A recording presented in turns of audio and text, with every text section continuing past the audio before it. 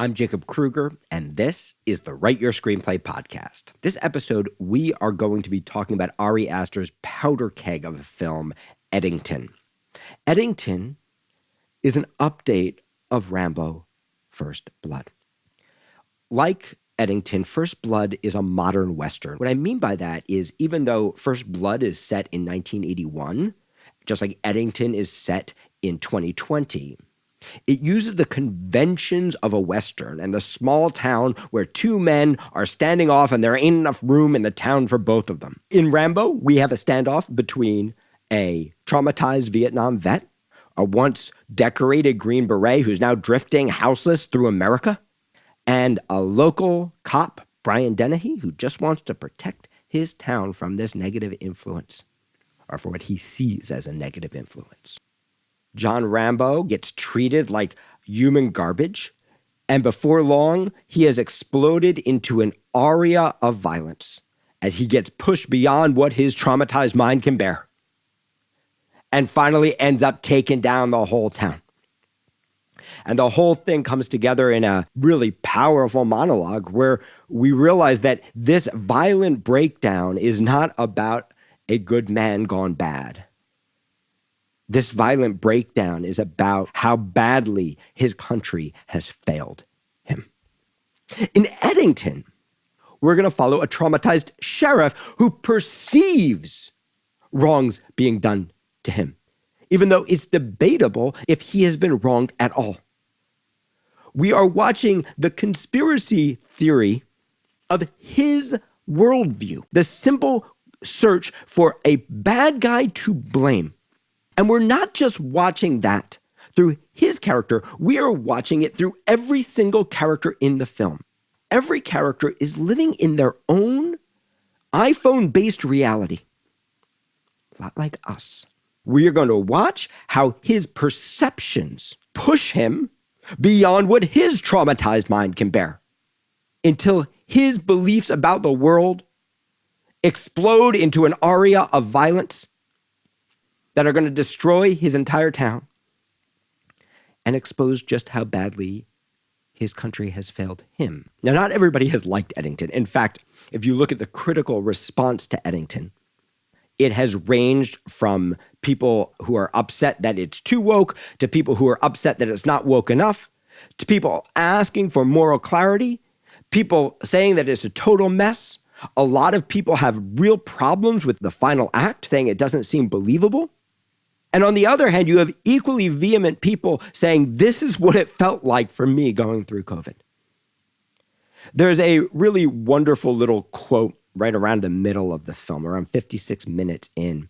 It's by a tiny little character, Vernon Jefferson Peake, who is an internet conspiracy theorist, influencer type. And we're going to look deeply at this scene eventually. But what I want to start with just this one little piece. All that Joe Cross, our main character, the sheriff, wants is to have dinner with his wife. Things have gone badly with them, and he's trying to work things out. And instead, his wife shows up with Vernon Jefferson Peake and a whole entourage. And Vernon says, Joe, you want things simple and neat. You think that because there's evil, there can't be love. And I think what Vernon Jefferson Peake is saying here is exactly what the people who didn't like Eddington are experiencing as they watch this movie. They want the moral high ground of a film like First Blood. And Ari Aster is simply not willing to give it to us. Ari Aster is not going to give us a point of view of going, these people are right and these people are wrong. Instead, Ari Aster is going to give us his point of view about how we all went crazy, how COVID became the inciting incident for a world that can't talk to each other, but also a world where even our own realities can no longer be trusted.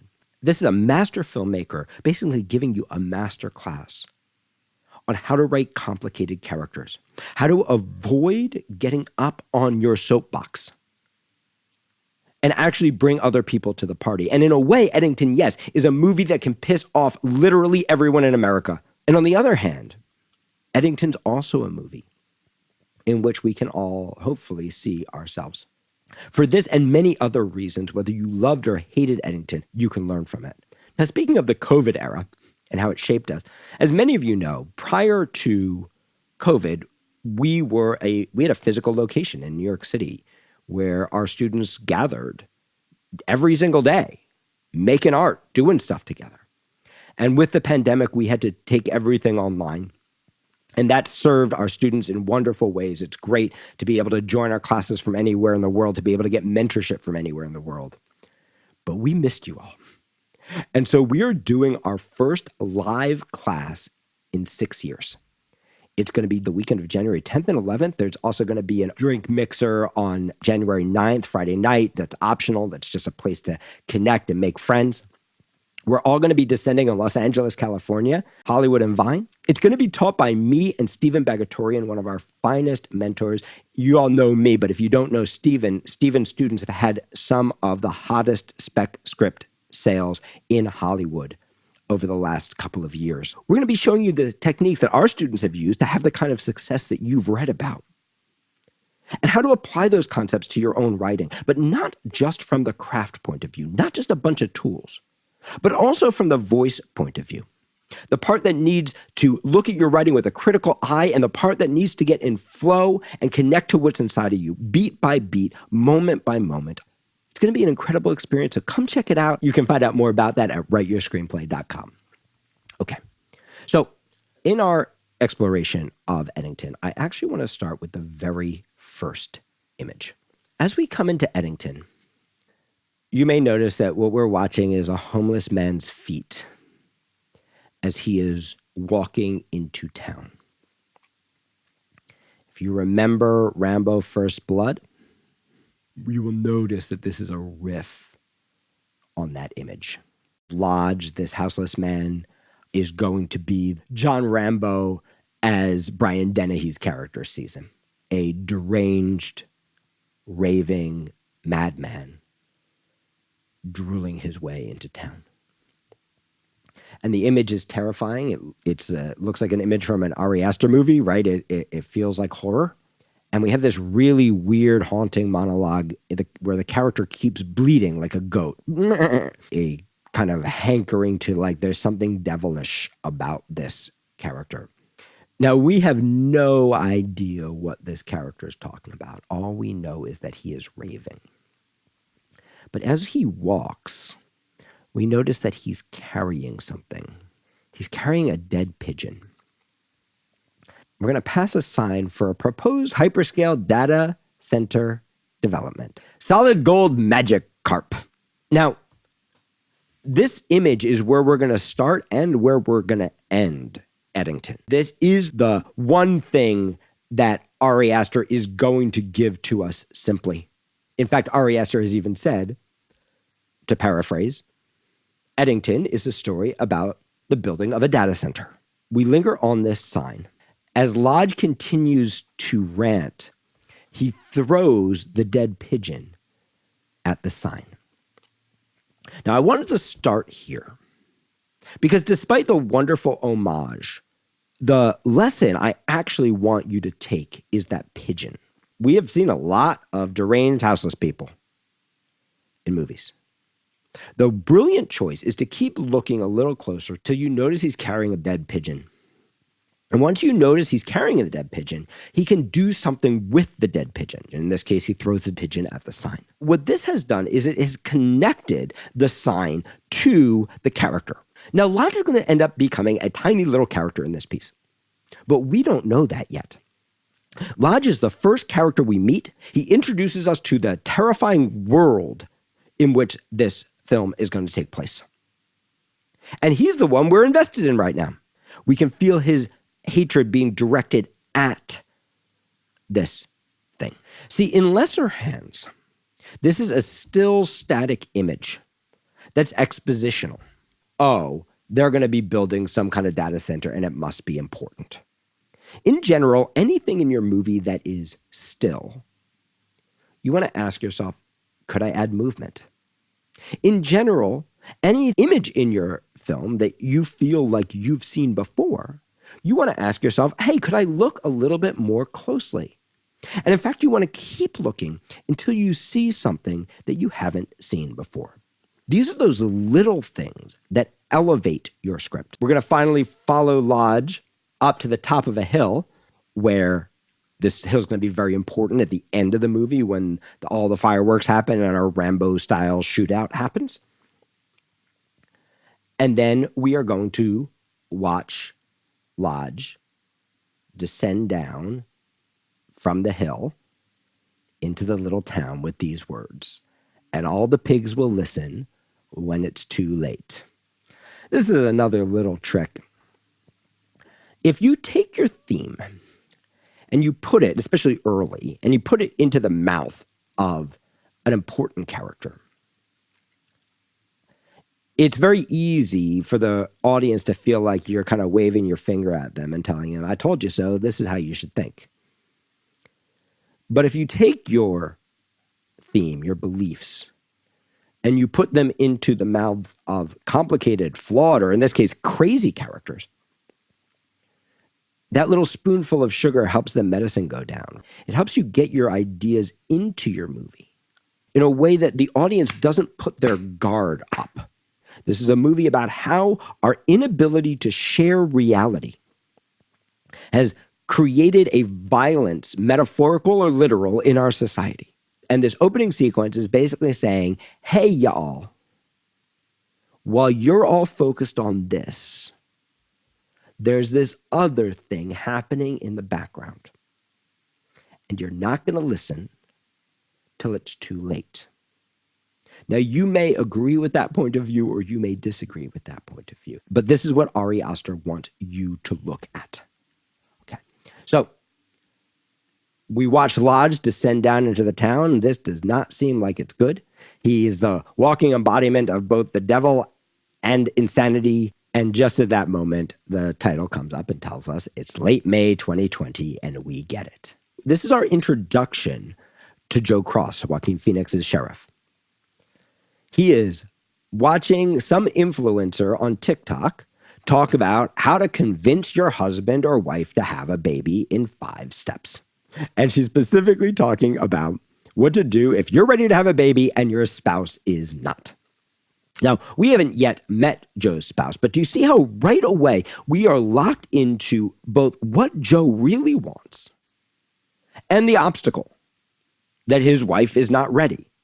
Now, we'll later learn that it's much more than not ready, that he's not living in a reality. He's not dealing with the reality of where his wife is on her mental health journey, where their relationship is, where he is. But right now, all we know is he wants to have a baby and his wife doesn't want to.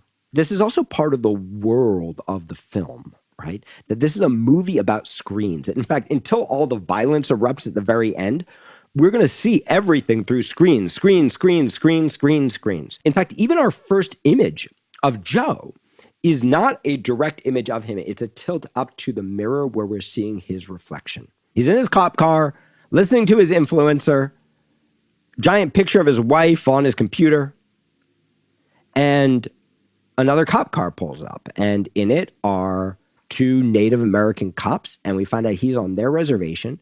They're both wearing masks. He's not wearing one. And the first thing that happens is a confrontation between these people about masks. About where are we? Are we in Pueblo? Or are we in New Mexico? Right? Are we on native land? Or are we on U.S. soil? And they can't even agree on that. They say this is Pueblo. He says, I was just at a residence right back there, and that is Sevilla County. So do you see how interesting this is? This is the world of the piece. Everyone is seeing their own reality through their own cell phone. We've got an anti-mask sheriff and 2 pro-mask native cops having a standoff over where they are and whether or not this guy needs to comply. Now it escalates. Sheriff Butterfly says, you never come when we ask for your help. Now you're trespassing. So what happens is, just like happens on the internet, we start with a simple debate over where we are. And pretty soon, all this stuff from the past is getting pulled in. We started with just, you need to wear a mask. Now we're talking about, what land are we on? And now we're talking about, you have failed us in the past, and now you need to get out. So now we finally get back to the real issue. People are dying of this thing. And the sheriff laughs that off. And then Joe points out, this one here, he's got it hanging off his nose. And we cut over, and in fact, that is the truth. I mean, what are we doing here? He asks. This is an amazing way to start this film. If we're an anti-mask audience, we're with Joe. If we're a pro-mask audience, we're with Sheriff Butterfly.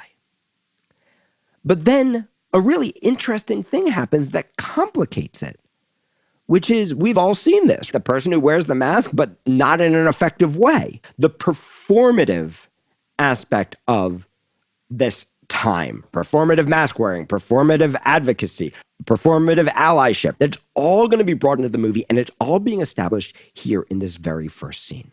So he says, what are we doing here? Just listen. And Butterfly responds, I am listening, shut up. Nobody's listening to anybody. Even the guy who says he's listening follows it with shut up. One's wearing a mask for real. One is performing wearing a mask and is being treated as if that were real. And Joe is pointing out that hypocrisy, which is really interesting. We have to assume Ari Aster is on the side of the native cops. We want this thing simple and neat. What Ari Aster is showing you is it's much more complicated. So finally, the native cops win. Put on your mask, Sheriff, Butterfly says. And then the guy next to him starts to get out of the car. And he responds, hey, you don't have to. And he gives up. He puts on his mask. And this is the first of the John Rambo style indecencies. There's an indignity here that we can feel. We feel his loss and we feel his pain underneath. This is really a movie about a guy who can't have a kid because of his messed up relationship with his wife. So he now gets this call. There's another disorderly conduct with Lodge.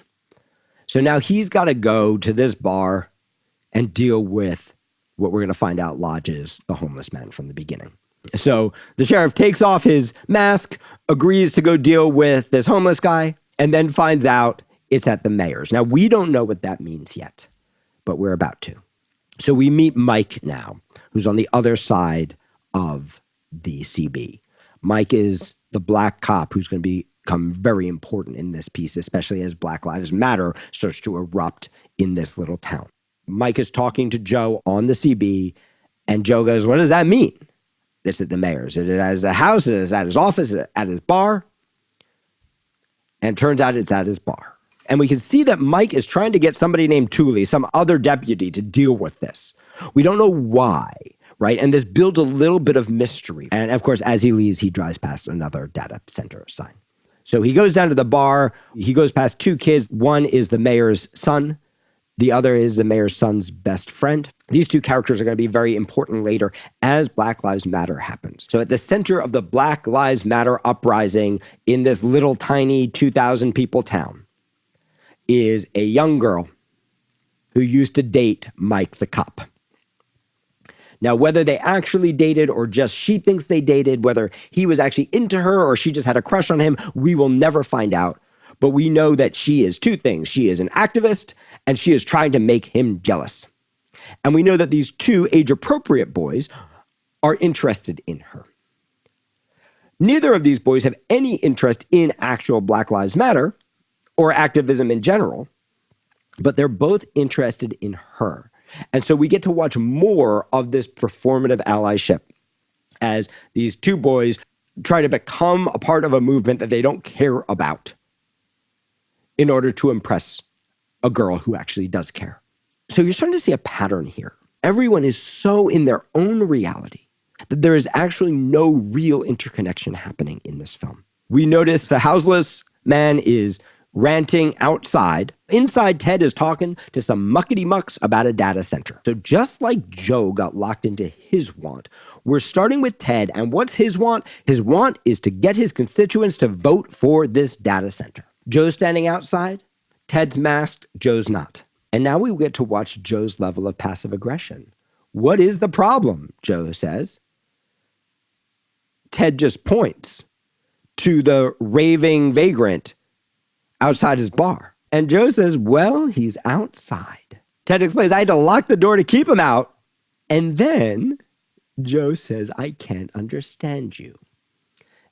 As if he can't understand him because of the mask. And what we're realizing, we're just watching shit flow downhill here, right? He lost the battle with the cops, and he was made to feel small. And Joe is going to do to Ted exactly the opposite of what the cops did to him.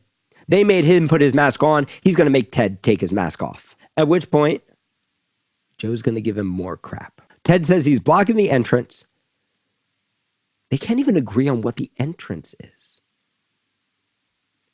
Right? Joe says, whose entrance? What are you doing in there? It's supposed to be takeaway drinks only.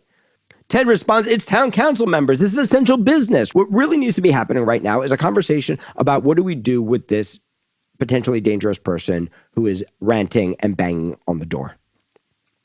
Instead, we're talking about whether or not we can hear with masks, whether or not the business should be open or closed, what the door is, whether there's an inside or outside. We're dealing with everything except the real issue.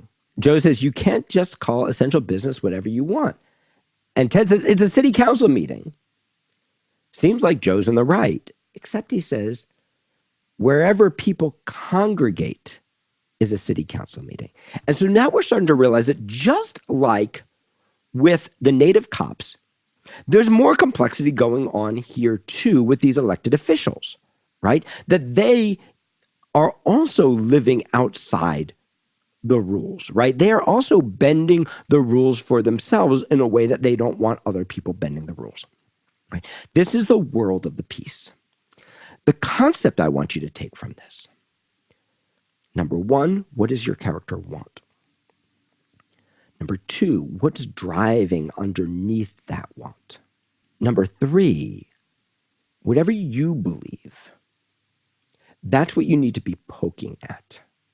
Because as much as we want it simple, as much as we want it neat, as much as we want to believe where there is evil, there can't be love, the truth is that human beings are complicated, hypocritical, and that even the things that we think we see most clearly have little holes in them. And it's our job as screenwriters to discover those holes, to wrestle with those holes. Now, not everybody will love you for doing that. There's a form of theater and film called agitprop, right? Which is agitation and propaganda. These are films that are designed to get the base whipped up about something. And if you do this more complicated storytelling, there is a risk you run of the base going like, hey, this isn't a pure expression of our values. But there's a gift that comes with that, which is it allows you to meet people who don't believe what you believe. It allows you to meet them not where you want them to be, but where they are. When you poke holes in the things that you believe and you go, hey, you might be right about this element of it. Hey, it might not be as simple as I want it to be. You allow people to see themselves in your writing. And just like in John Rambo's case, at the beginning, this is about survival, not lethal force. As the piece continues, we're going to watch Joe go to bat for a guy who doesn't want to wear a mask at the supermarket. We're going to see another confrontation between Ted and Joe at the supermarket over masks. And we're going to realize that we're watching the radicalization of Joe Cross. We are watching a man who loves his town slowly become the anti-mask guy. And then he posts that video and he gets positive feedback. And before long, Joe has a new want. The Joe we met at the beginning just wanted his wife to have sex with him so he could have a kid. But by the end of Act 1, the Joe we're going to meet wants to be mayor. Right? This little spat about masks has blown up into a spat about politics. And we have a guy, we don't know what happened, but we know somehow all of his deputies walked out on him. We know that he is struggling to run his own department. We know that he is the least qualified person to be mayor of this town. But suddenly, he's on a mission And this mission is going to drive everything else he does all the way to the end of this film. This becomes his driving desire, and it becomes the wedge between him and his wife, played by Emma Stone. So,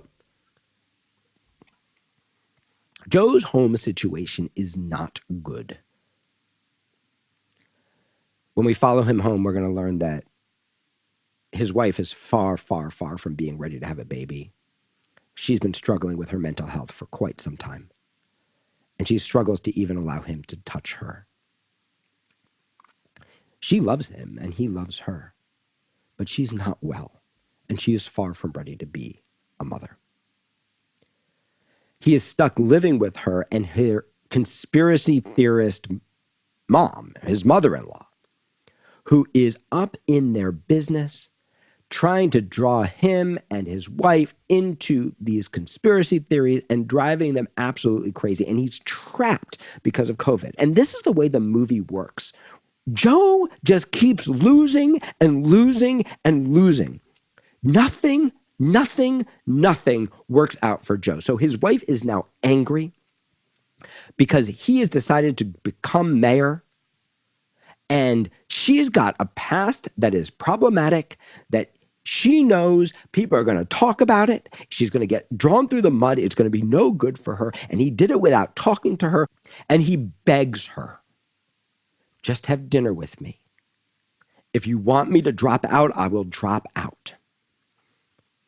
And he goes to dinner. And this is that scene that we talked about at the beginning of the podcast. He's cooked his wife a beautiful dinner. We now cut to this image of his watch. It's 9:42 p.m. He is asleep. She didn't show up. And he wakes to hear a bunch of voices. So she says, I'm so sorry I texted you, but it never went through, I guess. And he wakes up and there are all these people, a Greek chorus of voices around her. And I'd like to suggest to you that this is a little bit of a metaphor for the way that we are all showing up for all of our personal relationships now. That we are not showing up just as ourselves. We are showing up with the sound clips of all the influencers we are listening to. And in this way, around, even though, yes, this scene is playing out in reality, on an expressionistic, metaphorical level, this is every dinner. He is interacting with all the social media voices in her head, including literally the social media voice of Vernon Jefferson Peake, a conspiracy theorist that mom's a big follower of, who in this scene we're going to realize Emma Stone, his wife, has fallen under the thrall of. So here's the way that Vernon Jefferson Peake meets Joe Cross. Son-in-law, husband, sheriff, mayor, well, mayor to be, right? All these different identities that Joe's trying to hold. They introduce each other. And Joe recognizes him as the conspiracy theorist from the internet. And there's a little silent standoff as Joe looks at his wife, right? He says, how you doing? I'm Joe. This is my home. But it's a really interesting acting choice. Joaquin Phoenix is not looking at Vernon. He's looking at Lou.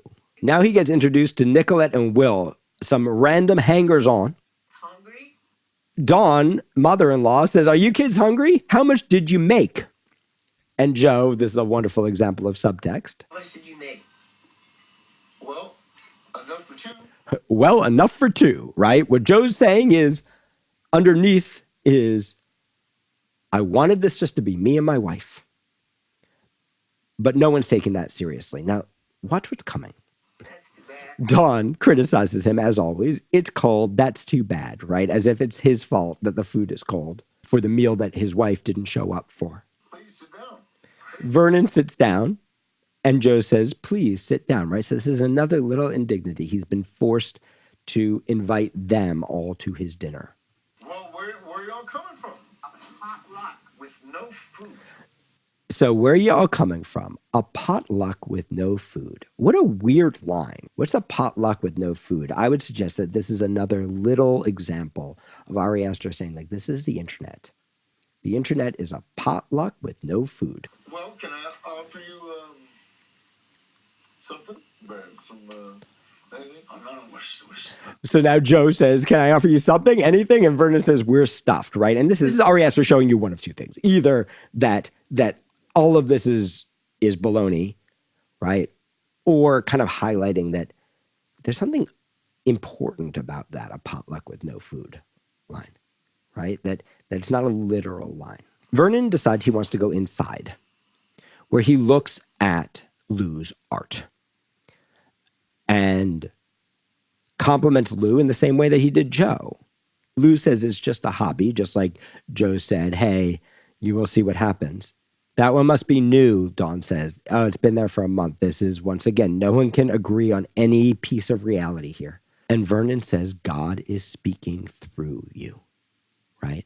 So you have an internet influencer talking to a mentally unhealthy woman, telling her that God is speaking through her.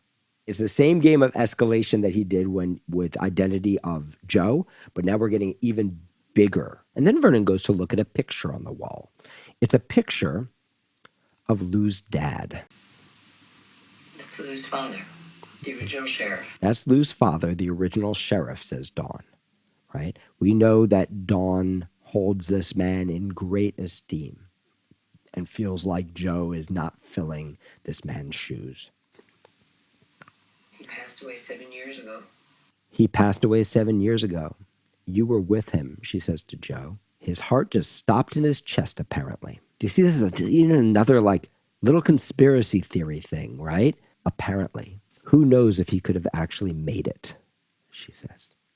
And Joe responds, I do.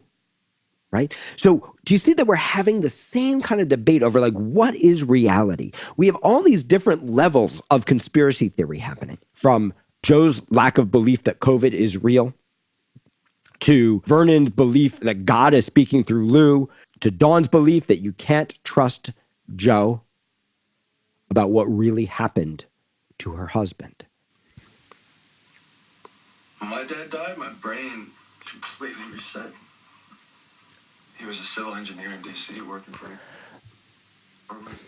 So Vernon replies, when my dad died, my brain completely reset. He says, just like you're about to when you win, if you know the ending of Eddington, you know that this is a little joke, right? Because his brain does reset in a way at the end. So Vernon says he was a civil engineer for the government, just like you're about to, right? When you win. Joe responds, well, not for the government, for the people. So you've got a guy who's running for mayor because he doesn't want to wear a mask and because he's got some kind of feud with the guy who's currently mayor. But you also have this belief system that I'm here for the people, not the government. Your brain reset? How? So Lou asks, how does his brain get reset? And Vernon responds, breakdown. It took 5 years of experimental therapy to unlock even just fragments of memories. Now already we're starting to doubt Vernon's story. Some of which were that I'd been very effectively brainwashed. Right? So once again, we have a completely unreliable character giving us Ari Aster's point, which is that we've been brainwashed in such a way that it would take 5 years of experimental therapy to even know what our real memories are. So Joe asks, what were the memories? And Vernon goes on to tell this crazy story about being gifted off by his father, along with 10 other children, to a bunch of men who sexually abused them and then hunted them, and that he was the one child to escape at age 10. And then they released us and they hunted us down, and I escaped. I was the only one to escape. And those are my memories, which are now extremely vivid. So if they were hunting you down, why would they release you? Dawn, for all her love of conspiracy theories, doesn't like conspiracy theories about pedophilia. And there's a very specific reason for that we're about to discover. The game was to catch us. And Vernon responds, the game was to catch us. Oh, okay. I want to be respectful.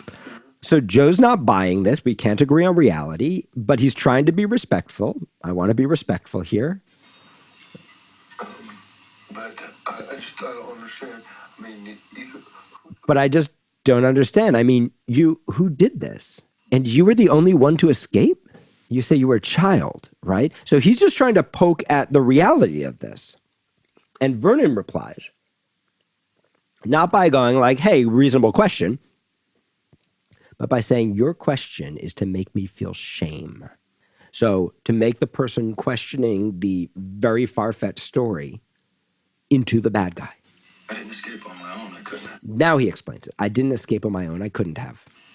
Joe, And now we get that line we talked about at the beginning of the podcast. Joe, you want things simple and neat. You think that because something's evil, there can't be love. When there is love. that's the slavery. That's the slavery. And evil is sentimental. And a predator can fall in love. And he can help his victim escape. And I can't say his name. And I can't say his name, he says, picking up his cell phone to show another conspiracy theory that we're all listening. But they called his death an overdose just 5 days after he let me go. And my father, who sold me, committed suicide that same week. You can see this is that same game Dawn was playing, was they say his heart just stopped in his chest, apparently, right? Committed suicide. This fundamental attack on the very nature of what's true or real. I understand. It is unbelievable. I understand. It is unbelievable. It sounds insane to me. Sounds insane to me just hearing it coming up. Just hearing it coming out of my own mouth. My brain still hasn't truly accepted that I'm actually talking about things that happened to me.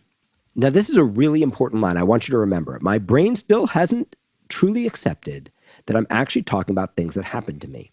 It's such an interesting line because we don't know if these things actually happened or not. It seems still far-fetched, but maybe they happened.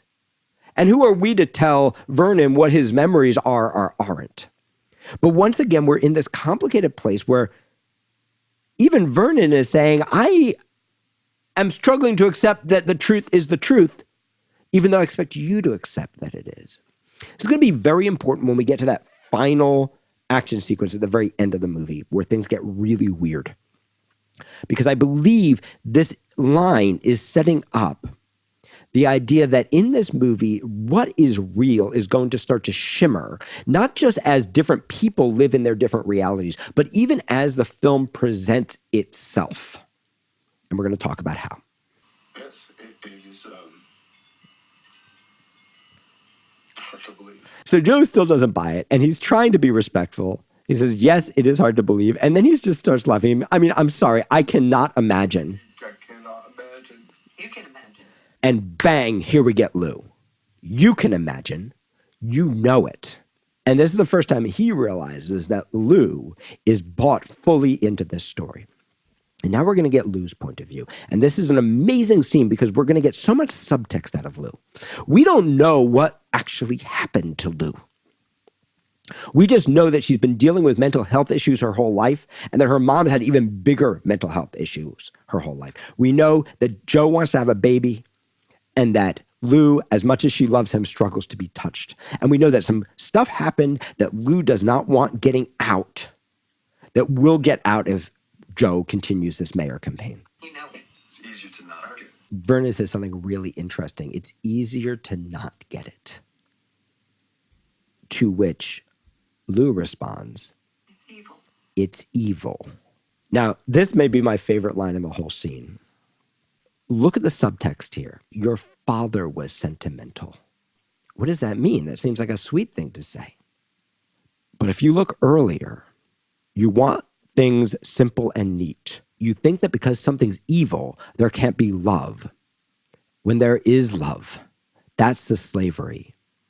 And evil is sentimental. When Vernon says your father was sentimental, he's saying your father was evil. And look how Dawn responds. She goes, oh, What does that mean? what does that mean, right? She hears not the text, your dad was sentimental, but the subtext, your dad was evil. And she calls him on it. She's going to put a stop to this. What does that mean? Joe also wants to know, what does that mean? And here's what Vernon responds. We are in a fight against evil, and part of that is fighting against denial. Fighting against denial and denying denial. And denying denial. What are we talking about? We don't know. But it seems like there's been some kind of denial here that Vernon is trying to lift out into the light. Now he says, I just told you my story. I just told you my story.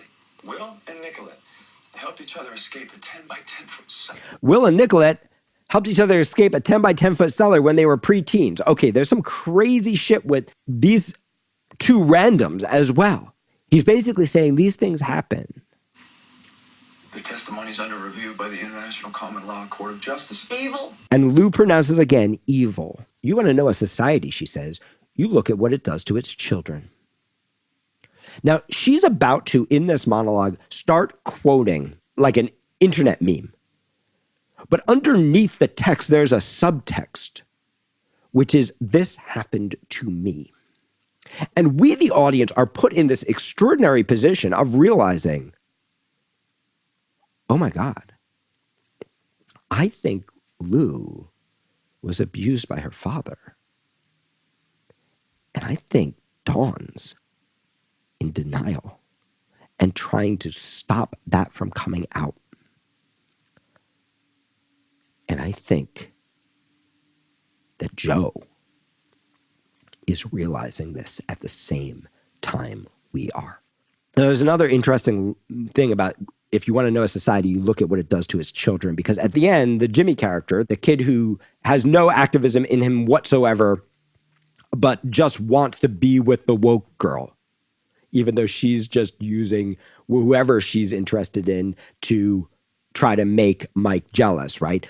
He's going to be the child at the end. Actually, the other kid too, the mayor's son. I'm not going to spoil it for you, but he also becomes what happens to our children. But at the very end of this film, he's going to make a really important choice. Again, I'm not going to spoil it yet, but where he's literally filming himself as he does it, right? And he goes on this huge change where he goes from being performatively woke to being performatively something very different. And in his character, we are seeing the effects of a society and how it treats its children. So we're going to continue. This is her incredible monologue. What you two went through, looking at the couple who were apparently kept in a box somewhere, what your daddy did, looking at Vernon. What your daddy did? And mom tries to shut it down. Lou, sometimes, baby, it's just to listen, mom says. Right? Mom, who believes in every conspiracy theory in the world, does not want to talk about whatever dad did. Baby, it's just to listen. You cannot just ignore. You cannot just ignore. And here we get stats just like they're coming off of an internet meme. The average pedophile abuses between 50 and 100 children in their lifetime per abuser. And they keep these kids quiet so that they think that it's only them. That is this rare thing that only happens to them. And they do fill these kids with shame because they want them to never even ask or never even realize that maybe this happened so much. Maybe this happened so much because... And we are not hearing the text. We are hearing the subtext. I was abused by my dad. And you, Mom, denied it. And you filled me with shame and made me feel like I was the only person in the world this had ever happened to. And until I met Vernon, I felt like I was. And now I realize I'm part of something that's happening everywhere. It's pretty powerful. And we have an incredible shot here where we're looking at Joaquin Phoenix's face and we're seeing him hear that subtext too. And this is a really emotional beat. And just as we're in a real reality, we then flip, and once again, we're in conspiracy theory. This happens so much. This happens so much because there's this whole entire network. That maybe all these demons are in league with each other. This is how the whole movie works. We have a guy who just wants his wife to touch him. And instead, he's fighting about COVID masks. Mayor. We have a woman who just wants her mom to acknowledge what happened to her and just wants to feel not alone. But what we're talking about is a Pizzagate style conspiracy. We are going from the personal to the conspiracy theory. And we're going to watch how Mom reacts. Mom tries to shut it down again. Okay, that's enough. Okay, that's enough. I don't even know what this is. I can't. No. So we're going to watch Mom's denial. She's not dealing with this. She's going to deal with every conspiracy theory except the truth. So Mom goes inside. Last night was the same thing. I've had 2 hours sleep in 2 days, and we realize, oh, this has been going on. Vernon's going to call her out on it. You know what that is? He tells Lou. It's at herself. We have just gone through a scene where we've learned through Vernon how the movie's put together. You want things simple and neat. You think because something's evil, there can't be love when there is love. We have a main character at the center of it who is going to go on to do some really evil stuff. What's actually driving him? Love? A desire for his wife to want to touch him? But instead of having the interpersonal interactions that the characters need to have, they're all walking around with an army of influencers in their heads. In a world where nobody can agree on what the base reality is, even when it is staring them in the face. Now, there's a really beautiful moment that happens right after this. Joe and Lou are in bed together, and he wakes her up, and he asks, "Can I ask you something? I've been meaning to ask you, and I won't ever again. All those things you were saying outside, all those things the things you were saying earlier. Did your dad ever?" And he tries to say touch, but he can't quite get it out. Or was it Ted? Right? Do you see? He's done the same thing that she's done. Right? We've gone from I'm going to acknowledge reality to I'm going to acknowledge the reality that serves me. Was your dad the sheriff that I've tried to emulate with my life? Was he sentimental? Was he evil? Or was this guy who I feel looked down upon by, was he the evil one? The one would be really hard for him to look at. The other would be a gift. Was that what it was? Was it Ted? Is that what it is? Oh, the bad guy who's running our town. Brian Dennehy did bad, and now there was no choice but to fight back. Simple and neat. First Blood. And now I got to go take down Ted. But it's not simple and neat. There is no reality that everyone can agree on. In fact, Lou never even answers his question. From here, the whole town's going to start going crazy. Black Lives Matter is going to erupt on the street, and Joe and his deputies are going to be stuck in between trying to keep from being featured on the internet as violent and trying to maintain order in their little town. And Joe is actually trying to be an empathetic cop through all this.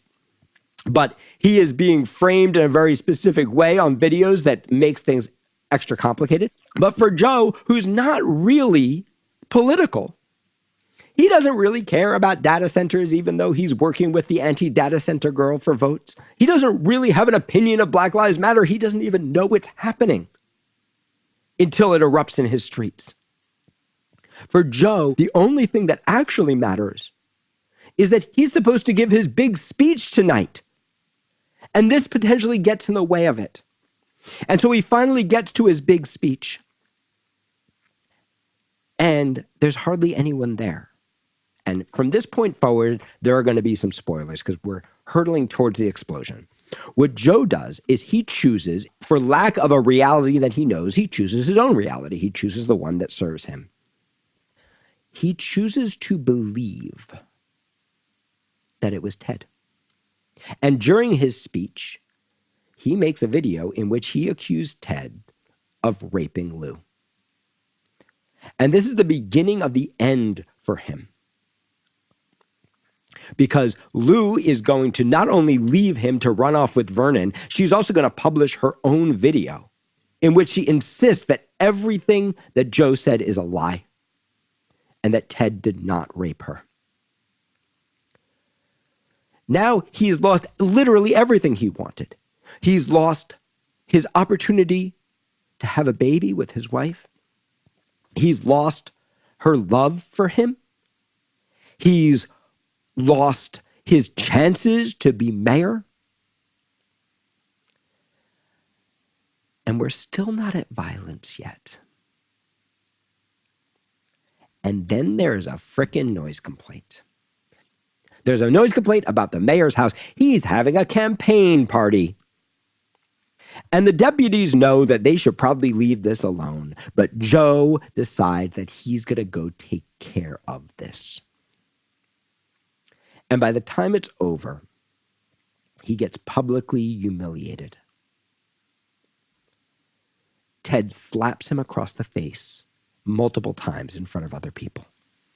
And he deserves it. And this is the beginning of Joe's Rambo sequence. So we have this moment, right, around which everything pivots when his wife leaves him. And then we're going to start to mirror the things that came earlier on the other side of that. We're going to get a repeat of that scene with Lodge from the beginning, except this time, Joe shoots him in cold blood and disposes of the body. And major spoiler here, before it's over, he's come back to Ted's house and assassinated Ted and his teenage kid. But this movie's going even further. We cut to a private jet where a bunch of masked people whose faces we never see are flying into town with a bunch of Antifa signs. Now, we don't know, are these people Antifa? Is there in the world of this movie an actual organization called Antifa that is being flown in? If we're into that conspiracy theory, we're going to say, yeah, probably George Soros is sending them. Are these paid protesters being sent in from the right to create a conspiracy theory about Antifa? To create chaos in this community that can be blamed on an organization that doesn't exist? Well, if you're on the left, you can believe that. Is this all a game being played by the guy who's trying to build the data center? Well, if you choose, you can believe that too. Or is this whole last act, this whole explosion of violence, happening mostly in Joe's mind? With the exception of Jimmy recording himself at the end on his phone, phones disappear from this movie that's been all about phones.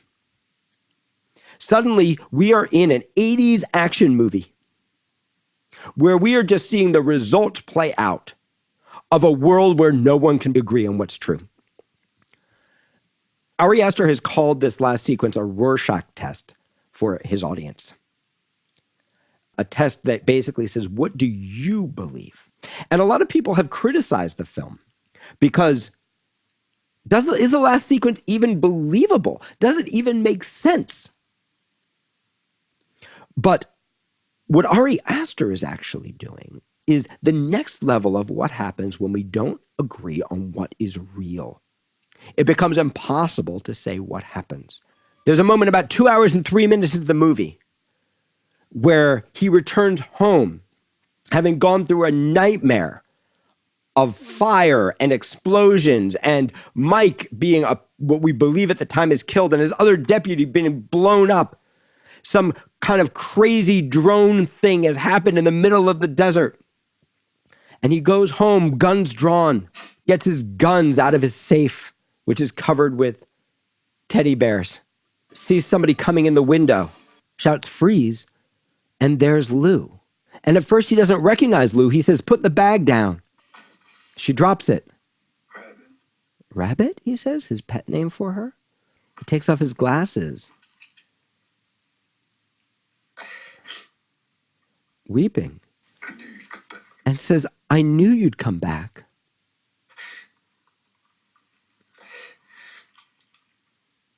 It's because of what I It's because of what I did, isn't it? isn't it? I'm being called upon, aren't I? In his reality at this moment, he thinks that he's killed the demon and liberated his town. He thinks that God is calling upon him. Just like Vernon said to Lou, God is speaking through you. To go defeat the forces of Antifa and save his town. Am I being called upon, he asks. They're coming after me, he says. And then he takes his glasses off again, wipes his eyes. Is what I'm supposed to do? Is what I'm supposed to do? Is this what I'm supposed to do? He asks. Do you want me to finish this? But it's not Lou's voice that responds. It's Dawn's. It was Vernon. And Lou. I need to leave. She says, so it was Vernon and Lou. I need to leave. I cannot be here. If they did kill Ted. If they did kill Ted, what if they're back to kill me? Fascinating, right? What I'd like to suggest to you is that at this moment, what Ari Aster is showing you is that nothing you see from this point forward can be taken as reality. And that what Joe is fighting exists in his head. So if you felt at the end of Eddington, hey, this should have ended when he killed Ted. This should have stayed in a more naturalistic place. This shouldn't have exploded into 80s violence. This doesn't feel real. What I'd like to suggest to you is that maybe it's not supposed to. Because I don't think that Ari Aster is trying to show you a reality. I think Ari Aster is trying to show you what happens when we can no longer share one. When the things that we are reacting to are based upon our past experiences, our traumas, and when we are so distracted by our conflicting views of the world that we cannot see the data center in our own backyard. This is a crazy structure of a movie.